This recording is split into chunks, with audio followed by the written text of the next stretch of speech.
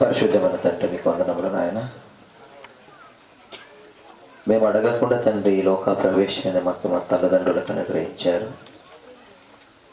మీరు ఆహ్వానిస్తూ తండ్రి పరలోక ప్రవేశం జరగాలని ఈ భూమి మీద తండ్రి మరి ఇప్పటి వరకు ఈ వాక్య తండ్రి మరి ప్రకటన జరిగింది. వినిన ప్రతి మాటను తండ్రి మరి దేహం అనే దేవాలయాన్ని పరిశుద్ధతకు తండ్రి నిలయంగా, అలాగే తండ్రి ఆత్మల రక్షణ భారంగా తండ్రి ముందుకు వెళ్ళడానికి ఇప్పటి వరకు తండ్రి మరి ఈ విర్పాపురం టీము తండ్రి అనేక ప్రాంతాలలో తండ్రి అన్యజనుల ప్రవేశము తండ్రి పరలోకం జరగడానికి కరపత్రికలు ఎన్నో కార్యక్రమాలు జరిగిస్తున్నారు తండ్రి.